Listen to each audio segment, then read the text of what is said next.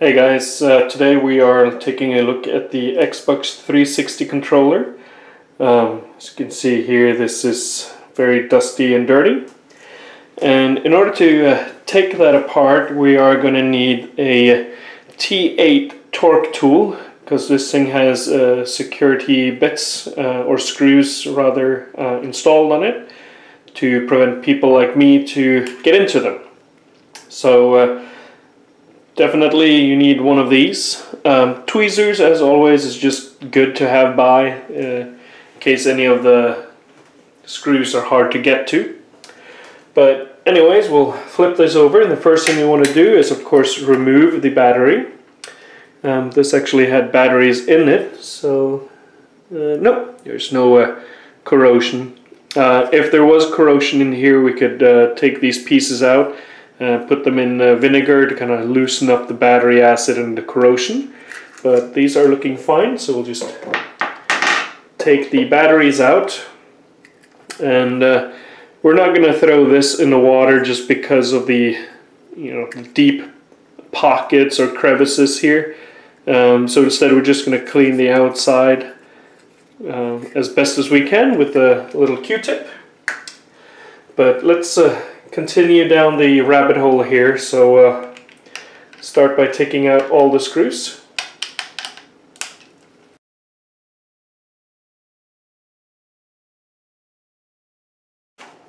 Now, in addition to the outside screws, there's also one screw here hidden behind this little label.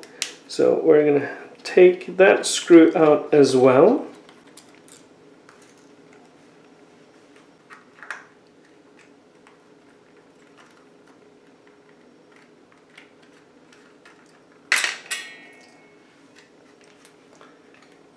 Okay. Now that we've separated the two halves, we can just kind of reapply that sticker very gently, so we can put this in the water. Next up, we'll remove the motherboard, and you have a nice little grip down here where the microphone would go in, and at the top here, so just take good hold and just pull straight up, and that's going to lift up. And you want to take the gyros as well and just remove the whole thing. There we go. And then you basically have all the buttons and the triggers and bumpers and so on here. So we'll lift the bumpers off first. It just lifts straight up. Throw that in the water. Then you've got the button covers, and again we'll just throw those in the water. And this one's just kind of hold together there over this peg. Now that we got those out, we can take the actual buttons themselves and just kind of push that out. As for this piece right here, the directional pad, we actually have to do a little bit more tweaking if you want to get that out as well. You can see here that it's not going anywhere. That's because it's actually screwed in place right there. So if you want to take that off, you are going to need a very fine precision Phillips screwdriver.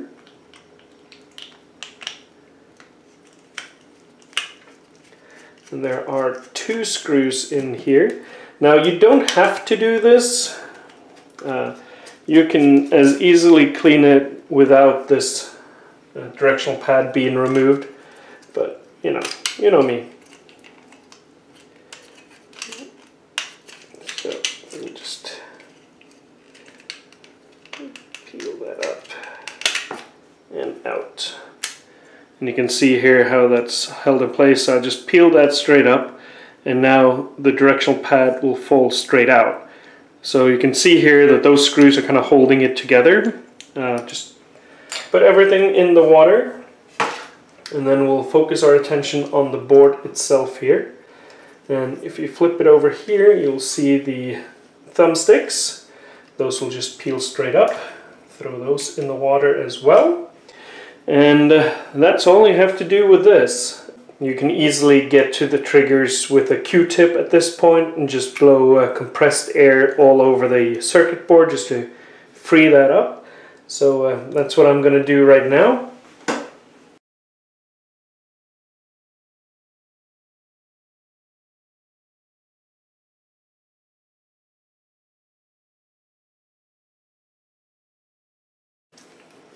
There we go. We'll put that to the side and then do a little cleaning on the battery cover. And then we'll focus on the plastic pieces that are in the hot water.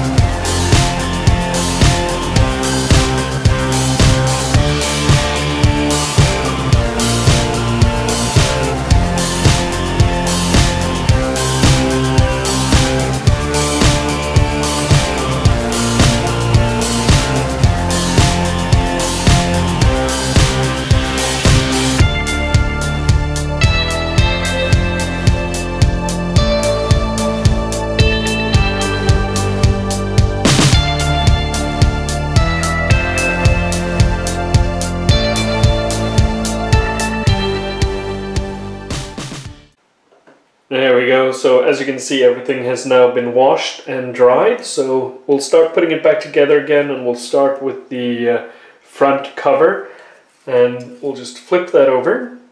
And let's get this first, because that's the one that we have to screw back in together. So that's the D-pad. So the D-pad itself is going to go on the front cover like that. And then you can see here that it's got little pegs that will actually connect to this. So we'll just align that up, just like that, and just push that in.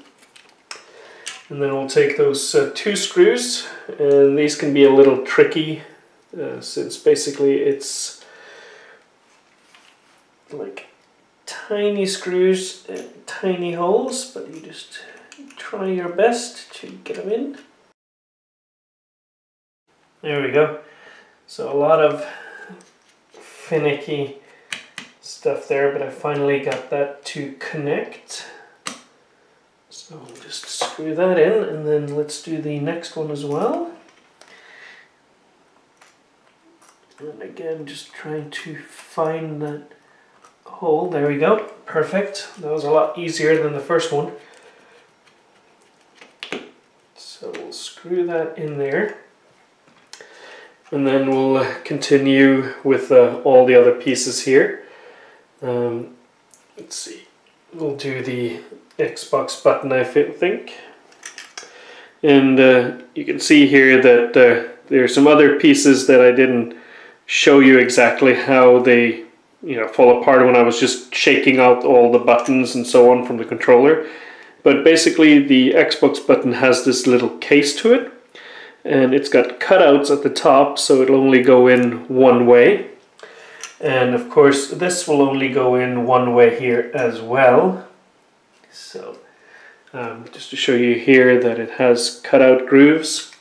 So if I were to put it in at an angle, I would then slide it out, and it would connect to the place where it needs to go. So it's really easy. And then we can do the start and return buttons.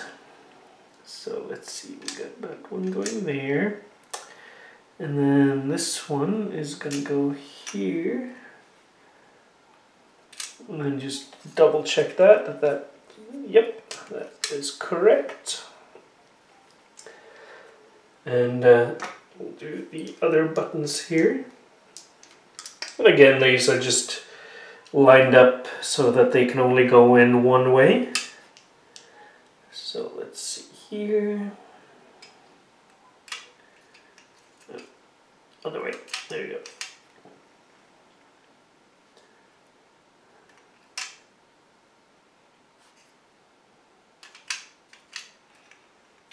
And there we go. Now we'll put the side pieces back here. So you can see right here that it has a little peg sticking out, and that's for this here. So we'll just slide that in. And you also got pegs on the side here that will fit onto this here as well. So you just align everything.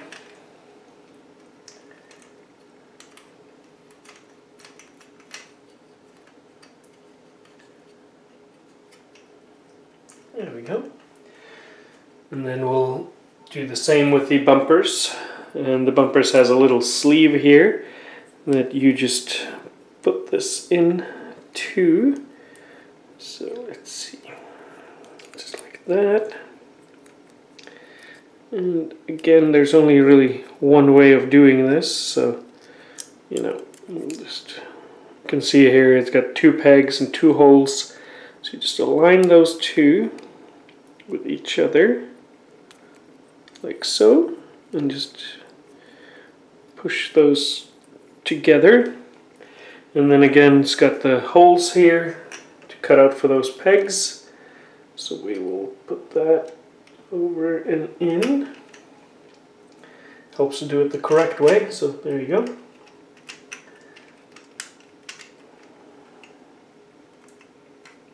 There we go.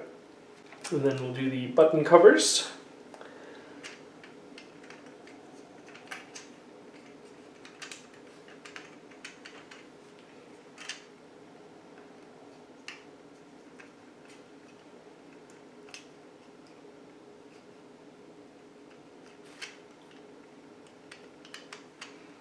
Just like that.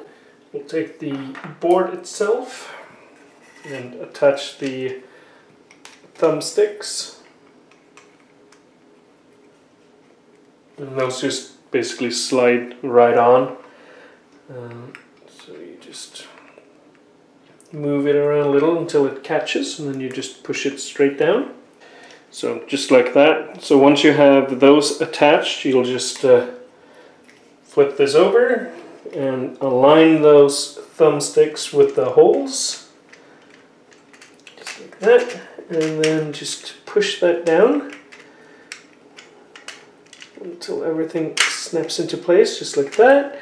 Move the gyros over to the side here, and sometimes the cords can get a little tangled, so just want to wrap those up a little bit, and then just put that into its socket right there. And then we'll do the same over here. And again, if the cords are a little jangled up, just straighten those out a little bit. And then just drop that into its housing right there. So I think we'll do it this way right there. Make sure everything is tight. Take the bottom piece and slide that over the triggers.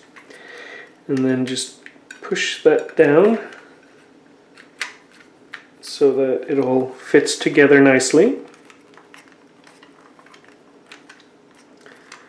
And then we'll just screw that back into place.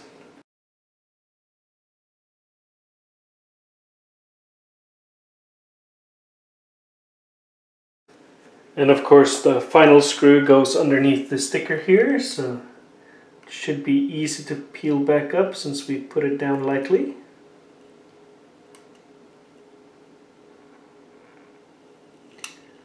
There we go. And then you just put that in there as well.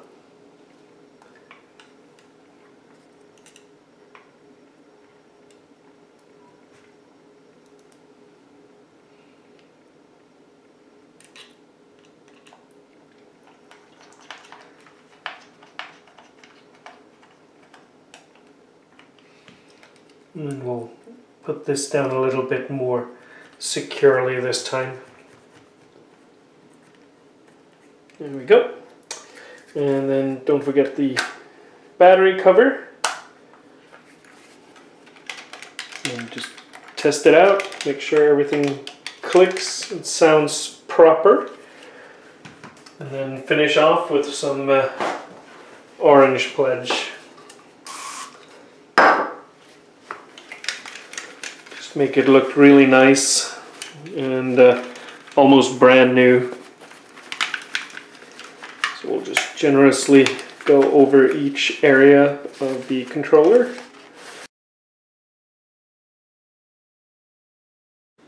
And there you have it. That's how you clean a Xbox 360 controller. Thank you so much for watching, and I put links to all the equipment that I use in the descriptions below. If you want to support the channel by buying some of that, it really helps me out. Also, please subscribe if you like the content. There'll be more of this in the future. Thank you so much.